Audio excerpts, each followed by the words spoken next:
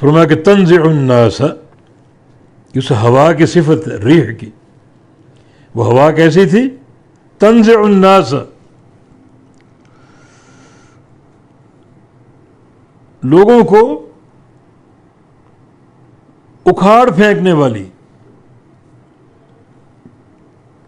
اتنی شدید ہوا تھی جس پر وہ پڑتی اس کو اکھاڑ کے رکھ دیتی،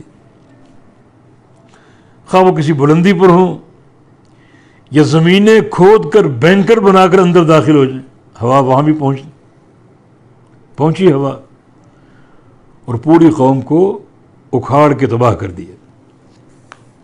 تنزع الناس، اکھاڑ پھینکتی تھی وہ ہوا،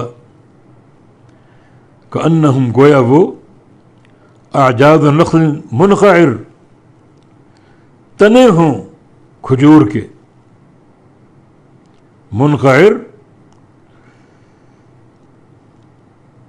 وہ کھجور جو جڑ سے اکھاڑ دی گئی ہو، جڑ سے اکھڑی ہوئی کھجور کے تنے ہوں۔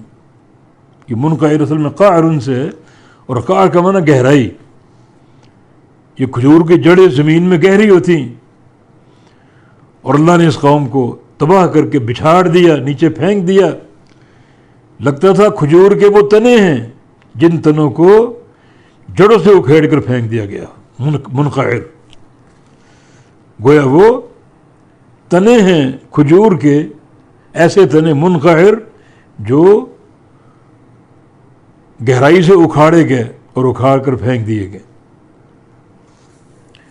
فکیف کان عذابی ونذر، پر کیسا تھا میرا عذاب اور میرا ڈرانا؟ ڈرانے کو تم نے قبول نہیں کیا، اس کی دعوت کو نہیں مانا، پھر وہ عذاب تمہیں چکھنا پڑا۔ پھر فرمایا کہ وَلَقَدْ يَسَّرْنَا الْقُرْآنَ لِلذِّكْرِ فَهَلْ مِن مُدَّكِرٍ، بار بار تمہیں سمجھا رہے، ان قوموں کی ہلاکتوں اور بربادیوں کی داستانیں سنا سنا کر تمہیں بتا رہے ہیں کہ یہ قرآن آسان ہے، یہ کلام الرحمن ہے، رحمان کی طرف سے ہی اس کو پڑھنے کی، یاد کرنے کی اور سمجھنے کی توفیق ملتی ہے، ہم نے اس کو آسان بنایا۔ وَلَقَدْ يَسَّرْنَا الْقُرْآنَ، البتہ تحقیق آسان بنایا ہم نے قرآن کو، للذکر، نصیحت کے لیے، فَهَلْ مِن مُدَّكِرٍ، پس ہے کوئی نصیحت حاصل کرنے والا، نصیحت قبول کرنے والا؟